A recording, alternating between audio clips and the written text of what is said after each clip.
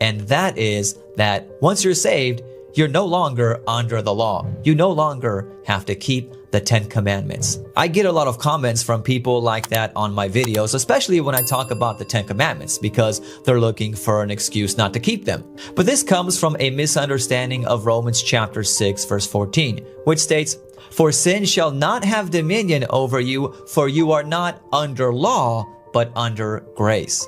Under law here is often interpreted to mean under an obligation to obey the law. But that can't be right, because over and over, the New Testament emphasizes the importance of God's commandments. For example, in speaking of God's end-time people, Revelation chapter 14 verse 12 reads, "Here is the patience of the saints. Here are those who keep the commandments of God and the faith of Jesus."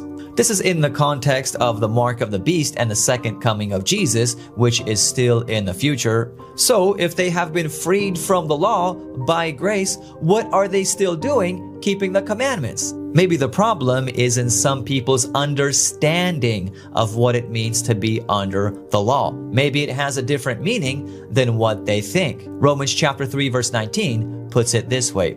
Now we know that whatever the law says, it says to those who are under the law, that every mouth may be stopped and all the world may become guilty before God. Did you catch that? It says those who are under the law are those who are guilty before God. So to be under the law really means to be under the condemnation of the law, which declares us as guilty sinners before God. So when the Bible says Christians are not under the law anymore, it doesn't mean they are no longer required to obey the law. Rather, God's grace has freed us from the condemnation of the law, and we no longer stand as guilty sinners before God. Doesn't that make more sense? Let me know what you think in the comments down below.